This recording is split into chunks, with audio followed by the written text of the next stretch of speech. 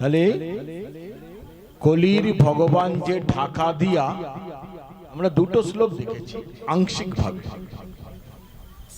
জীব গোস্বামী পাদ বললেন কলির যিনি ভগবান হবেন, কলির যিনি ভগবান হবে তার নামের সঙ্গে দাপর যুগের ভগবান, দাপর যুগের ভগবানের নাম যুক্ত থাকবেই থাকবে।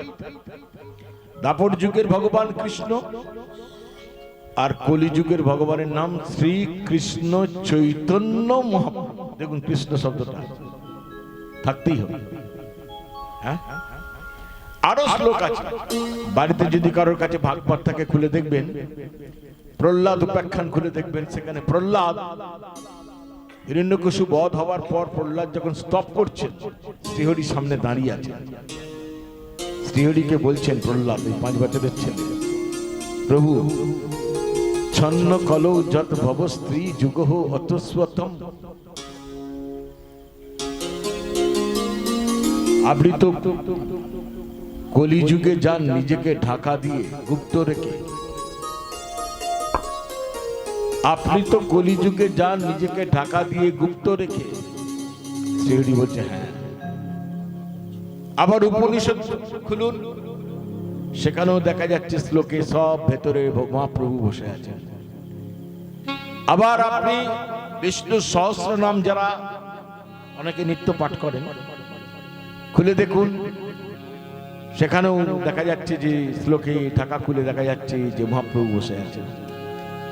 তাই মহাপ্রভুকে বলা হয় ঢাকা দিয়া ভগবান। এবং সর্বোপরি ব্যাসদেবকে কৃষ্ণ নিজে মুখে বলেছেন, আদি পুরাণে বলেছেন। ব্যাস সব কলিতে নয়, কোন একটা কলিতে আমি নিজেকে ঢাকা দিয়ে যাই, যে সন্ন্যাস নিয়ে সেই কলির জীবকে নাম দিয়ে উদ্ধার করে আসি। প্রেম সে বলি রাধে রাধে। এটা ভগবানের নিজের কথা, এখানে কোনো ভেজাল ফেজাল নেই। আগের গুলো যদি কেউ ভাবেন ভেজাল, মন গড়া কথা, এইটাই কিন্তু কোনো কিছু কাটা যাবে না। আদি পুরাণে ব্যাসদেবকে নিজে মুখে বলে, দেখুন আমি ঢাকা দিয়ে যাই, সন্ন্যাস নিই এবং সেখানে জীবকে উদ্ধার করে আসি নাম দান। তিনি তাই বলে গেছেন, সর্বত্র প্রচারিত হবে মোর এই নাম। এবার আসুন ঢাকাটা খোলা যাক। খুলেছেন তো অনেকের কাছে, একটা কি দুটো বোধহয় বড় জোর বলা যেতে পারে। মহাপ্রভু সন্ন্যাস নিয়েছিলেন কত বছর বয়সে? 24 বছর বয়সে। কোনো প্রয়োজন ছিল না। কিন্তু কিছু মানুষ, তারা পণ্ডিত, বিশাল পণ্ডিত, কিন্তু তারা ভক্ত নয়। পণ্ডিত আলাদা, ভক্ত আলাদা। আবার পণ্ডিত ভক্ত আলাদা। মহাপ্রভু দেখলেন এদের যদি প্রিন্সিপাল হতে না পারি, এদের যদি জব্দ করতে না পারি, তাহলে কলির জীব কিন্তু এমনিই তো সন্দেহ ভজন মন, উল্টো পাল্টা করে। 24 বছর পর সন্ন্যাস নিয়ে মহাপ্রভু ফার্স্ট গেলেন কার কাছে? মনে পড়ে? সার্বভৌম পণ্ডিতের কাছে। এই সার্বভৌম পণ্ডিত কি? আজকালকার আপনারা যেমন ছেলে মেয়েদের বিলেতে পাঠান ডিগ্রি আনতে, পড়াশোনা করতে, সার্বভৌম পণ্ডিত উনি বিলেতে গিয়েছিলেন। কার কোথায় জানেন? বৃহস্পতির কাছে গিয়েছিলেন পড়াশোনা করতে। ইয়ার কি বানানো? দেবগুরু বৃহস্পতির কাছে তিনি সার্টিফিকেট নিয়ে এসেছিলেন। বৃহস্পতির পুত্র সে, কি বিশাল পাণ্ডিত্য! কে এই সার্বভৌম পণ্ডিত? যে সরস্বতী পুজো আমরা করি মূর্তি তৈরি করে, সেই দেবী সরস্বতী স্বয়ং রূপ নিয়ে এসে মাথায় হাত দিয়ে সার্বভৌমকে বলেছিল, বেটা আমি বলে যাচ্ছি তোকে তর্কে কোনোদিন কেউ হারাতে পারবে না। কে এই সার্বভৌম পণ্ডিত? পৃথিবীর তখন অন্যতম শ্রেষ্ঠ, ভারতবর্ষের তো তার উপরে কেউ পণ্ডিত ছিল না, পৃথিবীতেও ছিল কিনা কেউ সন্দেহ আছে। এত বড় পণ্ডিত কে এই সার্বভৌম পণ্ডিত? পৃথিবীর এমন কোন শাস্ত্র নেই যে তার পড়া নেই। যেখান থেকে যে শাস্ত্র বলুন ফাটাফাট শ্লোক বলে দিয়ে চলে যাবে এবং তার মানে বলে দিয়ে চলে যাবে।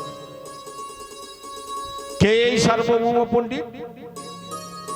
এত গাম্ভীর্য ছিল, কেউ তার সামনে দাঁড়িয়ে তার মুখের দিকে তাকিয়ে কথা বলতে পারত না, এত গাম্ভীর্য ছিল।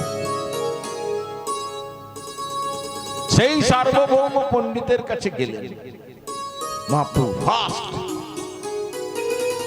সার্বভৌম সকালবেলায় গঙ্গা স্নান করতে এসছেন, গিয়ে সামনে দাঁড়ালেন। সার্বভৌম দেখছে আর ভাবছে, কে এই তরুণ যুবক? কে? রূপ যেন, রূপের জ্যোতি যেন ছিটকে বেরোচ্ছে, তাকানো যাচ্ছে না। তারপর গেরুয়া পোশাক পরেছে, সন্ন্যাস, নবীন সন্ন্যাস। আরে বাপ রে, কি ম্যাচিং! গায়ের রং সোনার ঝিলিক দিচ্ছে, তার উপর গেরুয়া বসন। এত রূপ আমি জানি শাস্ত্রে দেয়া আছে কোনো মানুষের হতেই পারে না। এ রূপ তো ভগবানের হয়। এই তরুণ ছেলে ভগবান কি করে হয়? তো অসম্ভবের অসম্ভব, কিন্তু রূপটি ভগবানের মতোই। কি ব্যাপার? আমার মুখের দিকে এক দৃষ্টিতে তাকিয়ে আছে, এত সাহস এই ছেলের। কে এই ছেলে? কি পরিচয়? আমাকে জানতে হবে। মহাপ্রভু চুপচাপ তাকিয়ে আছে। সার্বভৌম জিজ্ঞেস করছেন, তোমার পরিচয় কি? মহাপ্রভু বলছেন, আমি একজন মায়াবাদী সন্ন্যাসী। হ্যাঁ ঠিক। দেখুন, সার্বভৌম পণ্ডিত হচ্ছে একজন মায়াবাদী সন্ন্যাসী, আর মহাপ্রভু হচ্ছেন মায়াবাদী সন্ন্যাসীদের সম্পূর্ণ বিরুদ্ধে। বললেন কেন এই মায়াবাদী সন্ন্যাসী? মহাপ্রভু দেখছেন, আমি যদি বলি মায়াবাদী সন্ন্যাসী আমি নই, তাহলে একে আমি বসাতে পারবো না। একে বসাতে হবে, কথা বলাতে হবে। দেওর পাণ্ডিত্যের যত যত নাট আছে একদম কেটে উড়িয়ে দিয়ে ভেঙে তছনছ করে দিয়ে চলে যাবে। সেই জন্য নিজের পরিচয়টা গোপন রেখেই বললেন, আমি একজন মায়াবাদী সন্ন্যাসী। এবং খুব খুশি হলেন সার্বভৌম শুনে। সার্বভৌম জিজ্ঞেস করছেন মহাপ্রভুকে, আমার কাছে এসছো কেন? কি দরকার? মহাপ্রভু বলছেন, আঙুল তুলে বলছেন, একটি শ্লোকের ব্যাখ্যা আপনার কাছে শুনতে এসেছি, কারণ আপনি বৃহস্পতির পুত্র, সরস্বতী দেবীর বরপ্রাপ্ত। আপনি উপযুক্ত ব্যক্তি।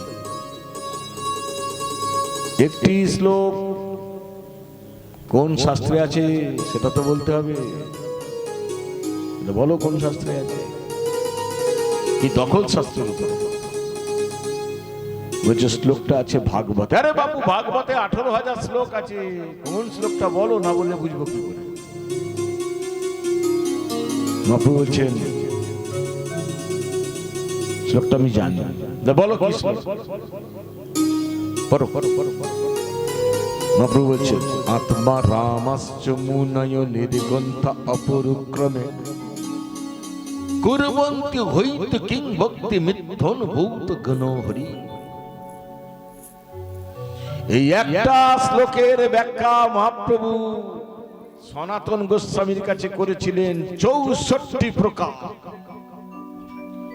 এই একটা শ্লোকের অদ্বৈত বংশধর রাধা বিনোদ গোস্বামী বৃন্দাবনের রাধাকুণ্ডে পাঠ করতে গিয়ে টানা 1 মাস ব্যাখ্যা করেছিলেন একটা শ্লোকের 65 প্রকার। আর সার্বভৌম পণ্ডিতের কাছে মহাপ্রভু করেছিলেন 10 প্রকার ব্যাখ্যা। প্রেম সে বলিয়ে রাধে। আর আমরা 3 ঘন্টায় 3.5 ঘন্টায় কি 4 ঘন্টায় গোটা ভাগবত ফিনিশ করে দিয়ে চলে যায়। আপনি ভাবলেন এক গোসাই বিশাল বড় পণ্ডিত, পড়ে মুখস্থ করে পাণ্ডিত্য ফলানো যায়, কিন্তু পড়ে মুখস্থ করে ভক্ত হওয়া যায় না। ওটা সাধু কৃপা চাই, গুরু কৃপা চাই। প্রেম সে বলিয়ে রাধে রাধে। ও আত্মারাম শ্লোকের ব্যাখ্যা শুনবে, শোনাবো শোনাবো, কিন্তু তুমি বাড়ি যাও। আজকে বাড়ি গিয়ে আমি একটা শর্ত দিচ্ছি, শর্তটা ভাবো, শর্তটা ভেবে যদি ঠিক ঠিক করতে পারো পালন, তবেই আমি ব্যাখ্যা শোনাবো, নচেত নয়। কি শর্ত বলুন? বলে আমি যতক্ষণ শ্লোকের ব্যাখ্যা করব একটা শব্দ মুখ দিয়ে বেরোবে না তোমার, এতটুকু হেলবে না, কোনো সাউন্ড হবে না। যদি একটা সাউন্ড মুখ দিয়ে বেরোই তাহলে আমি উঠে চলে যাব, আর ব্যাখ্যা করব না। যাও বাড়ি গিয়ে ভাবো। মহাপ্রভু বলছেন আমি পারবো। আরে ধুর পারবো, ওরকম সবাই মুখে বলে, শুনতে অনেকেই তো আসে, কজনা শোনে। প্রেম সে বলিয়ে রাধে রাধে। হ্যাঁ, যাও বাড়ি গিয়ে ভাবো, আপনি কৃপা করলেই পারবো। আরে বাবু বসে মন এদিক যাবে ওদিক যাবে সেদিক যাবে, ওটাকে শোনা বলে না, ওটাকে বলে ভিড় বাড়ানো, ভিড় বাড়ানো। যাও বাবু, উসকুস করবে, আপনি কৃপা করলেই পারবো। ভগবান ভক্তের কাছে বলছে কৃপা করলে আমি পারবো।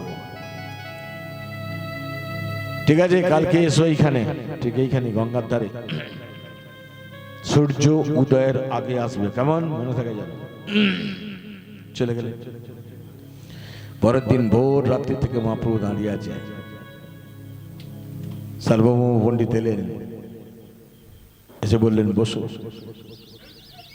সূর্য উদয় হচ্ছে, শ্লোকের ব্যাখ্যা স্টার্ট হলো। সূর্য অস্ত চলে গেল, ব্যাখ্যা শেষ হলো না। একটা শ্লোকের ব্যাখ্যা করছে, ব্যাখ্যা শেষ হয়নি, কালকে আবার আসবে। বললো ঠিক আছে। পরের দিন এলো, আবার শুরু হলো, অস্ত চলে গেল, শেষ হলো না, কালকে আবার আসবে, যাও। পরের দিন এসছে, আর মহাপ্রভু এসে যা মাথা ঝুঁকিয়ে চোখ বন্ধ করে বসে বসে 1 2 3 4 5 6 7 ডেজ, 7 দিন অতিক্রান্ত হয়ে গেছে। 8ম দিনের দিন বসেছে। বসে সার্বভৌম পণ্ডিত ভাবছেন, বেটার ছেলে মনে হয় ঘুমিয়ে পড়ে, আমি বলেই মরি, খেয়াল করিনি তো, জিজ্ঞেস করতে হবে তো। আমি যে 7 দিন শ্লোক পাঠ করলাম তুমি শুনেছো? শুনেছো তো, দেখে মনে হয় তুমি তো ঘুমিয়ে যাও বোধ হয়। কি ঘুমো না, তুমি বলছো শুনেছো, তো শুনেছো তো কিছু বলো না। আপনি যে বলতে আমাকে বারণ করেছেন, প্রেম সে বলিয়ে রাধে রাধে। আরে না বাবু কিছু নাই, বলে হুঁ হ্যাঁ না যদি, কিন্তু বোধ হয় এগুলো তো মাঝে মাঝে ছাড়তে হয়। আপনি তো আমাকে মুখ দিয়ে শব্দ যে কোনো বার করতে বারণ করেছেন, সেই জন্য আমি কিছু বলি না। আপনি অনুমতি দিলে আমি বলবো। বেশ, অনুমতি দিলাম, বলো আমি কি বলবো। যেই বললো অনুমতি দিলাম, সঙ্গে সঙ্গে মহাপ্রভু যে কি বলবো বলুন, ওটাও তো বলে দিতে হবে। আমি তো গঙ্গার ধারে বসে আছি, গঙ্গার মহিমা বলবো না আপনি যে 7 দিন শ্লোক পাঠ করেছেন সেই শ্লোকের কথা বলো? না না না, গঙ্গা কেন, তুমি আত্মারাম যে 7 দিন ব্যাখ্যা করেছি সেই শ্লোকগুলো কেমন লাগলো তোমার? চমৎকার, অপূর্ব, জটা স চটা র, তালবেশ দন্তেশ পেট কাটা মধ্যনেশ র ডয় শূন্য র ঢয় শূন্য র 100 জীব তালুর যেখানে যতটুকু স্পর্শ করলে অ্যাকুরেট উচ্চারণ হয়, একদম 100। হ্যাঁ ঠিক ঠিক ঠিক ঠিক ঠিক, তাহলে ভালো লেগেছে। হ্যাঁ, আপনি যদি অনুমতি দেন তাহলে আর একটা কথা বলবো। মহাপ্রভু বলছি, বলো বলো বলো, কি বলবো? বলছে আপনি অনেক শ্লোক বলেছেন, কিন্তু এগুলো সব কোন শাস্ত্রের শ্লোক নয়, এগুলো আপনার মন গড়া শ্লোক। কলিতে এসব চলবে না। প্রেম সে বলিয়ে রাধে রাধে। একেই বলে চরম চরম, পড়ছেই বলে কি কি করে হবে? আমি তো আপনাকে শাস্ত্রের শ্লোক ব্যাখ্যা করতে বলেছি। শাস্ত্রের শ্লোক ব্যাখ্যা করতে গেলে বা প্রতিষ্ঠা করতে গেলে বা খণ্ডন করতে গেলে শাস্ত্র থেকেই শ্লোক নিতে হবে, সে যে কোনো শাস্ত্রের হতে পারে। আপনি তো নিজের কল্পনায় শ্লোক রচনা করেছেন, আপনি পণ্ডিত ব্যক্তি রচনা করেছেন, দুগ্ধ বলে চলে গেছেন, ওতে কি হবে? কলিতে তো কাজ হবে। তুমি আমার শ্লোকের ভুল ধরলে, আমি ভুল ধরবি। আপনি যেখানটা ভুল বলেছেন সেইটা বলছি। আমার শ্লোকের তুমি কোথায় ভুল দেখাতে পারবে? বল হ্যাঁ, বলো তো কোথায় কি ভুল হয়েছে। এইবার মহাপ্রভু খোলস ছাড়ছে। 7 দিনে যত শ্লোক বলেছে প্রত্যেকটা শ্লোক মনে রেখেছে মহাপ্রভু। ভাবুন, কি বলে ভগবান, যেদিন যে শ্লোকের পর যে শ্লোক বলেছে সেটাও মনে রেখেছে। কোন দিন কোন শ্লোকের কোন জায়গায় প্রোনাউন্সিয়েশন ভুল উচ্চারণ করেছে সেটাও।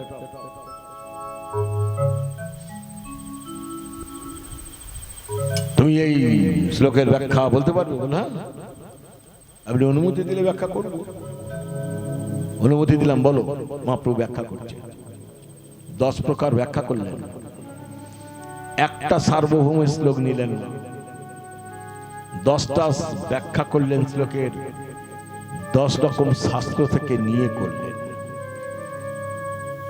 যেটা আজকালকার দিনে পাঠক কৃত্তিনীয়রা মানছেই না, নিজের মতো করে। ওই যে বিজাতীয় ভাব করে দিয়ে চলে যাচ্ছে। আপনি ভাবলেন প্রচুর ভালো জানে, তারপর যখন ঘেটে ঘ হয়ে যাচ্ছে তখন একদম আরো ঘ করে দিচ্ছে আপনাকে কিছু গান বাজনা, এই কি সব কি আজকালকার বৃন্দাবনের ভজন বেরিয়েছে। আর 2খানা পদ গাইতে বলুন, আপনি দাঁড়িয়ে 2টো গোটা পদ গাইতে বলুন এবং পদের ব্যাখ্যা করতে বলুন, দেখবেন তার জামা ভিজে যাবে। কি চলছে জগৎ জুড়ে? মহাপ্রভুর কীর্তন করছে পবিত্র আসরে বসে, অথচ মহাপ্রভুর সিদ্ধান্তটাই নিচ্ছে না। যেদিক থেকে রোজগারটা হলি হল, আমার যশ প্রতিষ্ঠা হলি হল, বাকি সব উচ্চ নিয়ে যাচ্ছে। 10 প্রকার ব্যাখ্যা শোনার পর সার্বভৌম রাগে ক্রোধে কাঁপতে কাঁপতে ঘরে ঢুকে গেলেন। নিজের ঘরে ঢুকে দরজা জানলা বন্ধ করে মা সরস্বতী দেবীকে কাঁড়ি কাঁড়ি গালাগাল দিচ্ছে। আর কতক্ষণ দেবী সরস্বতী গাল খাবে? বেচারি মেয়ে ছেলে মানুষ, গাল মন্দ খেয়ে সার্বভৌমর কাছে এসেছে। তুই আমাকে গাল দিচ্ছিস কেন? আমি কি করেছি? তোকে আমি কি বাস দিয়েছি? তুই না, তোকে দরকার নেই আমার, তুই চলে যা। কেন, কি হয়েছে বলবি তো? কারণটা জানি, চলে নয় যাব। তুই না আমার মাথায় হাত দিয়ে বলেছিলি যে জগতে আমাকে তর্কে কেউ হারাতে পারবে না। বলে হ্যাঁ বলেছি তো, এখনো স্ট্যান্ড, এখনো বলছি তোকে তর্কে কেউ হারাতে পারবে না। তার একটা বাচ্চা তরুণ ছেলের কাছে আমাকে গঙ্গার তীরে আমাকে হেরে যেতে হলো। তোর বরের কি দাম আছে?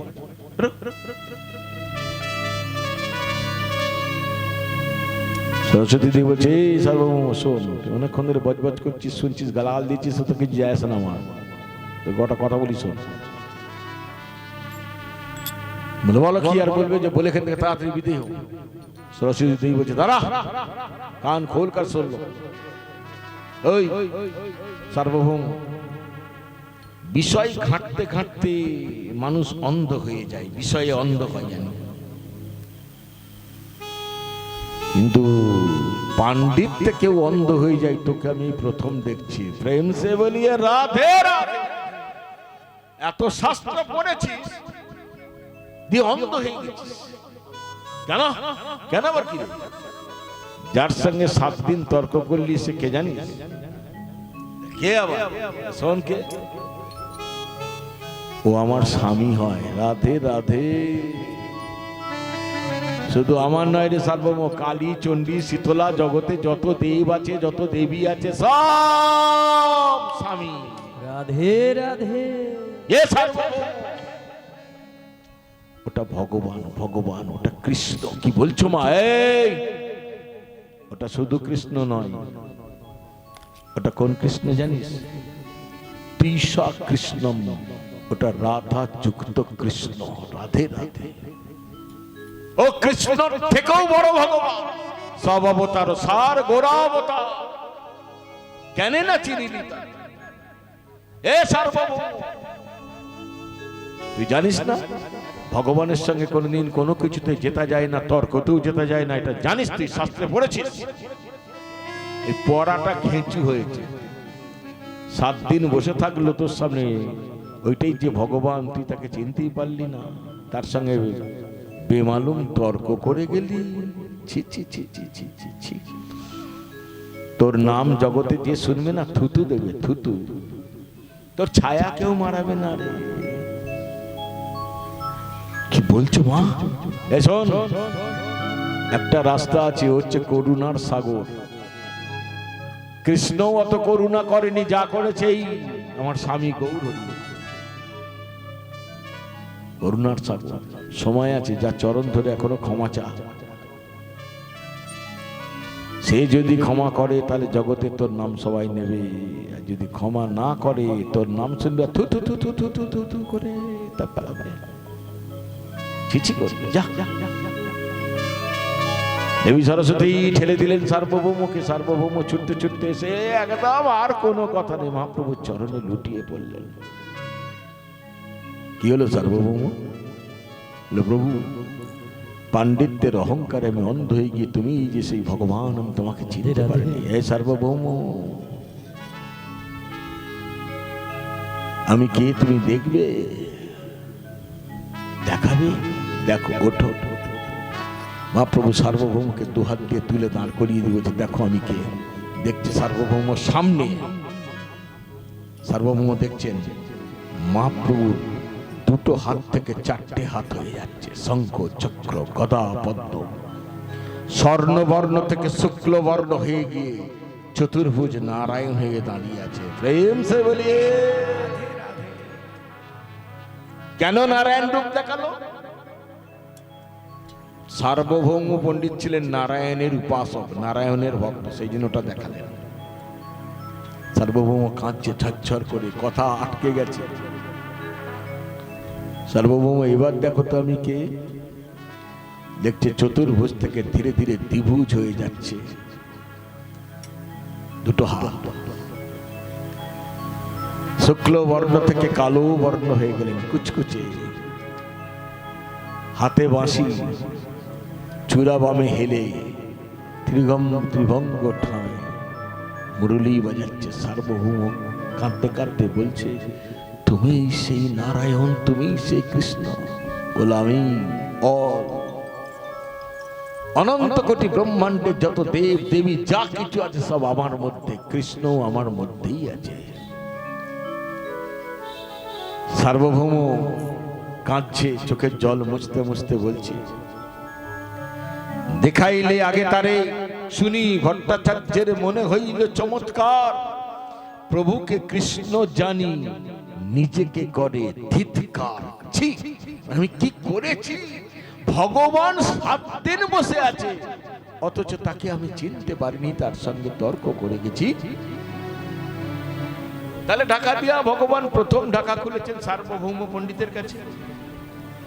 আরো অনেক ঢাকা খুলেছেন, যেমন দক্ষিণ ভারতে গিয়ে এক বেশ্যার কাছে, যেমন সেন শিবানন্দের 3য় পুত্র পরমানন্দ দাস, যার পরে নাম হয়েছিল কবি কর্ণপুর, তার কাছে তিনি ঢাকা খুলেছিলেন। গোদাবরীর তীরে রায় রামানন্দের কাছে সন্ন্যাস বেশ দিয়ে রায় রামানন্দের কাছে গেছেন। রায় রামানন্দ দেখছে আর ভাবছে, এই বেটার ছেলে সন্ন্যাস হয়ে এসছে বটে, কিন্তু এ সন্ন্যাস নয়, এর ভেতরে কিছু একটা আছে। এই বেটা ঢাকা দিয়ে এসেছে। আচ্ছা দেখি কেন এসেছে। মহাপ্রভু বলছেন, রাধা তত্ত্ব তোমার কাছে শুনতে এসেছি, বসো বসো।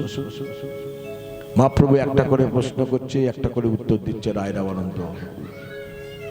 আর যেই উত্তরটা দিচ্ছে মহাপ্রভু বলছেন, ইও বাহ্য, এ চলবে না, এ বাহ্যিক।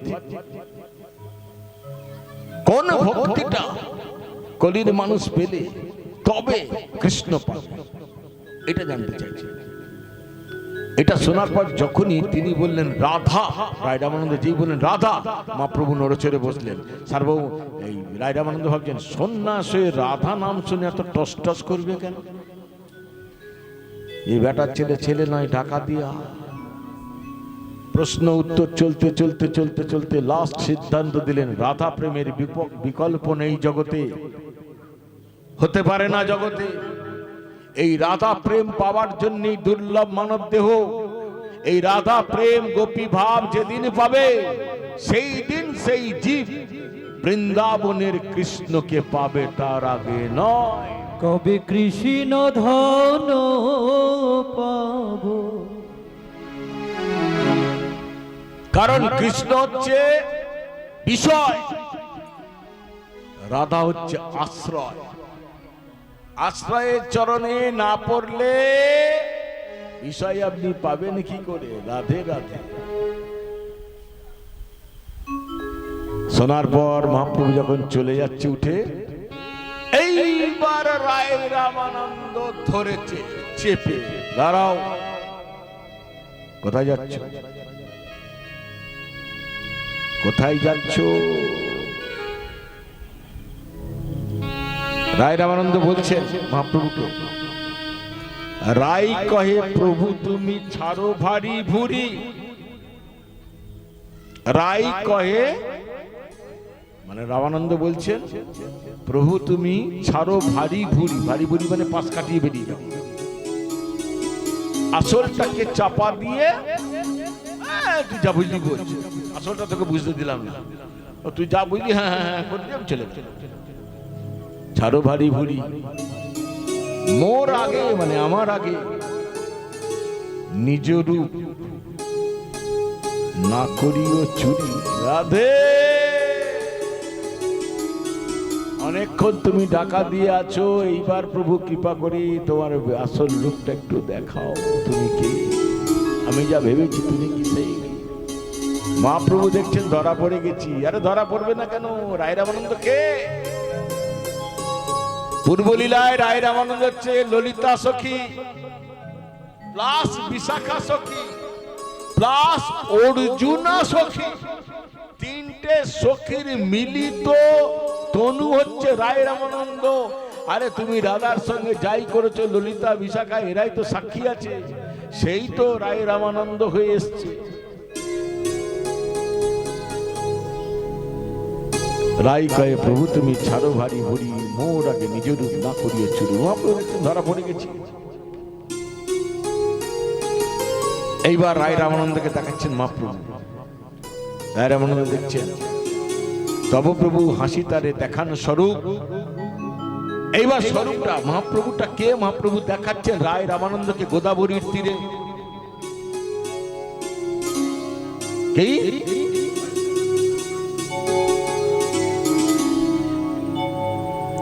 রসরাজ মহাভাব দুই একই সব। রায় রামানন্দ দেখছি তার সামনে থেকে মহাপ্রভু আস্তে আস্তে দুটো দেহ হয়ে যাচ্ছে, একদিকে কৃষ্ণ একদিকে রাধা। দুটো দেহ, চরণ তো চারটে থাকবে, কিন্তু চরণের দিকে তাকিয়ে রায় রামানন্দ দেখছে চরণ দুটো, রাধে রাধে। শরীর দুটো, চারটে চরণের জায়গায় দুটো চরণ। রায় রামানন্দ কাঁদতে কাঁদতে বলছি, পয়লে দেখিনু তোমার সন্ন্যাসী স্বরূপ। তুমি যখন প্রথম এলে তখন দেখলাম সন্ন্যাস, এবে তোমা দেখি মই শ্যাম গোপরূপ। এখন তোমায় দেখছি শ্যামগোপরূপ, তোমার সম্মুখে দেখি কাঞ্চন পঞ্চালিকা। কাঞ্চন পঞ্চালিকা রাধারানীর একটা নাম, কিন্তু সেই নামটা হয়েছিল একটা বিশেষ সময়, সেটা ব্যাখ্যা করার আমার সময় এখন নেই। একটা বিশেষ মুহূর্তে এই নামটা হয়েছিল, বিশেষ এবং অত্যন্ত সেন্সিটিভ জায়গায় এই নামটা হয়েছিল রাধারানী কাঞ্চন পঞ্চালিকা। তোমার সম্মুখে দেখি কাঞ্চন পঞ্চালিকা, তার গৌর কান্তে তোমার সর্ব অঙ্গখানি ঢাকা। এই বলে আমি বিশ্রাম দিচ্ছি, ঠিক আছে।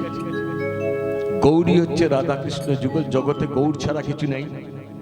গৌর ভজা মানে অল এভরিথিং দেব দেবী, এমনকি কৃষ্ণ ভজা হয়ে যায়, ঠিক আছে। যেমন না জেনে কেউ যদি অমৃতকে বিষ বলে খায়, না জেনে যদি অমৃতকে কেউ বিষ বলে খায়, অমৃত তার পেটের ভিতরে গিয়ে বিষের কাজ করে না, অমৃতের ফলই দান করে। তেমনি না জেনেও যদি কেউ গৌর উপাসনা করে, হা গৌর প্রাণ গৌর বলে একবারও ডাকে, তাহলে জানবেন অল দেব দেবী এমনকি কৃষ্ণ রাধা সব ভজন হয়ে গেল। রাধে রাধে। হিয়ারো মাঝারে প্রিয় গৌরাঙ্গ রাখিয়ে আমি বিরলে বসিয়া রব, মনের সাথেতে সেরূপ চাঁদের নয়নে নয়ন বিরলে বসিয়া রব, আমার হিয়ার মাঝে রাখবো তারে। শ্রোতাং শ্রোতাং নিত্যং গীয়তান গীয়তান মুদা চিন্ততান চিন্ততান ভক্ত শ্রী শ্রী চৈতন্য চরিতামৃতম শ্রী শ্রীমদ্ ভাগবতম শ্রী শ্রীমদ্ ভাগবত গীতা। ওম পূর্ণমদঃ পূর্ণমিদং পূর্ণাৎ পূর্ণম উদচ্যতে পূর্ণস্য পূর্ণমাদায় পূর্ণমেবাবশিষ্যতে। ওম শান্তি শান্তি শান্তি। পঞ্চকল্পতরুভ্যশ্চ কৃপা সিন্ধুভ্য এব চ পতিতানাং পাবনেভ্যো বৈষ্ণবেভ্যো নমো নমো ব্রাহ্মণেভ্যো নমো নমো ভক্তেভ্যো নমো নমো। হরের নাম